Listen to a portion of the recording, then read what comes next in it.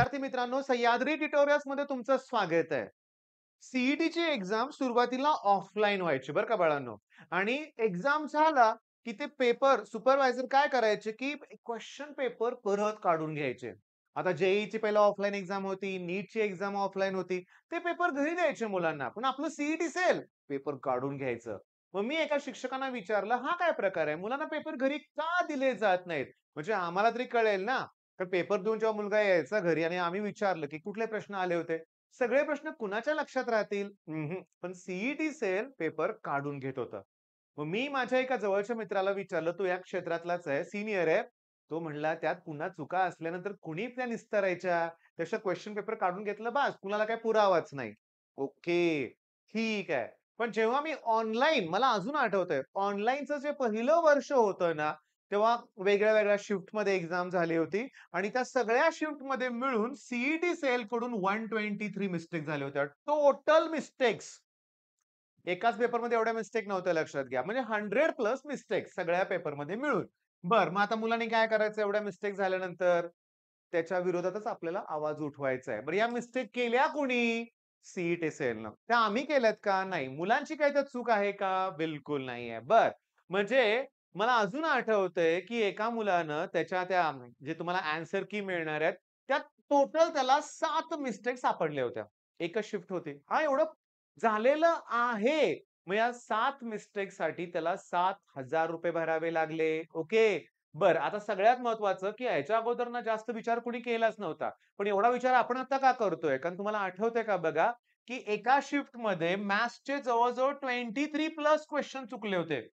आत्ताच झालेली गोष्ट आहे. तुम्हाला माहिती आहे. लास्ट डेची मॉर्निंगच्या शिफ्टमध्ये काहीतरी इश्यू झाला होता. काहीतरी कुठं मोठा इश्यू झाला होता आणि त्याच्यामुळं एक्झाम पुन्हा घेतली होती. हेही सीईटी-सीएलची चूकच आहे लक्षात घ्या, की मुलं त्यावेळेस एक्झाम झाली म्हणून रिलॅक्स होण्यासाठी फिरायला गेली होती. तिथं गेल्यावर त्यांना कळालं, की पुन्हा एक्झाम आहे, पुन्हा यावं लागलं. अभ्यासाची मानसिकता राहिली नव्हती. ते जाऊ दे. पण आता महत्वाचं काय, की पी जेव्हा ॲन्सर की ओपन झालेली आहे, ओपन झालेलीच आहे ना बाळांनो, उद्या लास्ट डेट आहे तुम्हाला ऑब्जेक्शन घेण्यासाठी. इथे सगळ्यात खटकलेली गोष्ट आहे, की जी फी आहे ती नॉन रिफंडेबल आहे. 7 क्वेशन चुकले, आम्ही 7,000 भरले, आमचे तुम्ही मार्क वाढवले. ओके, वाढवले. वाढवलेच पाहिजेत ना, चुका तुमच्या आहेत. मग असं असताना मला सांगा, की फी रिफंड व्हायला पाहिजे ना.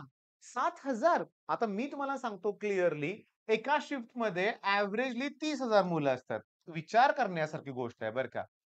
जाऊ दे 30,000 मुलं नाहीत ऑब्जेक्शन घे. 10,000 मुलं आहेत समजा आणि खरोखर ना बाळांनो 5 क्वेशन चुकलेलेच आहेत. मग प्रत्येक मुलानं ऑब्जेक्शन घ्यायचं का? का बोनस मार्क द्यायला पाहिजेत ना. प्रत्येकाचे मार्क्स वाढले पाहिजेत.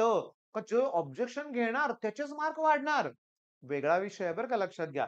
अरे साधं लॉजिक 5 वर 7 झिरो काउंट करा किती लाख, किती कोटी होतंय ते. मग एवढी मोठी अमाउंट आहे रे. आता काही लोकांना 4,000-5,000 म्हणजे काहीच वाटत नाही हो, एवढी श्रीमंती आहे. पण काही लोकांसाठी 1,000-2,000 सुद्धा इमिडिएटली उद्याच्या उद्या भरणं पॉसिबल नाहीये. हां, मग इथं मला सीईटी सेलकडे हात जोडून विनंती करावी लागते. पण मला माहिती आहे आपल्याला करावं लागणार आहे, आवाज उठवावा लागणार आहे. माझी विद्यार्थ्यांना रिक्वेस्ट आहे, सीईटी सेलला मेल करा. त्यांना ते एक्सप्लेन करा, की चूक तुमची आहे. निदान पैसे आम्ही भरू की. कारण काही मुलं ना प्रत्येक ह्याला पण थांबा. मला अजून आठवतंय बरं का. आता इथं दिलाय की नाही रूल त्यांनी माहीत नाही बरं का, नाही दिला. पण मला अजून आठवतंय, की जास्तीत जास्त तुम्ही 25च ऑब्जेक्शन्स घेऊ शकतात असाही त्यांचा रूल होता. म्हणजे अरे 25 ऑब्जेक्शन घ्यायचं म्हणजे 25,000 तर भरावे लागतील ना. पण तसं इथं कुठं मला दिसत नाहीये तो रूल लक्षात घ्या. पण 1000 पर क्वेशन आणि पर ऑब्जेक्शन आणि नॉन रिफंडेबल बेकार आहे. लूटमार आहे लक्षात घ्या ही चुकीचं आहे. मला एक विचारायचंय रे, ऑब्जेक्शन घेतल्यानंतर ओके, तो क्लिअर करण्यासाठी ₹1000 खर्च येतो? ₹1000 खर्च येतोय? मला पटत नाहीये हे. बरं यात तुमचं प्रॉफिट मार्जिन घ्या हो. मग किती घ्यावं? किती? ₹100 पर्यंत ठीक होतं ना. बरं मग सीडीएसचं म्हणणं आहे, की मग सगळेच ऑपरेशन घेत बसतील. पण मान्य आहे आम्हाला. रिफंड तेवढं करा ना. मग हे माझी इच्छा आहे, की सीईटी सेलपर्यंत पोहोचलंच पाहिजे आणि पोहोचणार आहे मला माहिती आहे. आता मुद्दा असा आहे, की पी-सी-बीची ची की ओपन झालेली आहे. पी-सी-एमची होणारच आहे, होणार आहे. पण माझं इच्छा आहे, की प्रत्येक क्वेशन ना क्वेशन तुम्ही क्रॉस चेक करा. सिरियसली आणि सिरियसली ते क्रॉस चेक करा. बघा ऑब्जेक्शन ऑब्जेक्शन घ्याव्या लागतायत, पैसे जातायत, पैसे परत येत नाहीयेत. पण एक-एक मार्क महत्वाचा आहे. हे पालकांना पण माहिती आहे, मुलांना पण माहिती आहे. आणि त्याच्यामुळं आपण रिस्क घेऊच शकत नाही, की चला सी सेल आपोआपच सगळ्यांना बोनस मार्क देतील असं मला वाटत नाहीये. पण एकंदरीत सेलला लोड जास्त होतोय हे मला जाणवावं लागलंय. एवढ्या सी-ई-टीच्या एक्झाम कंडक्ट त्यांना कराव्या लागतायत. सगळ्यांचा पिरियड एकच आहे.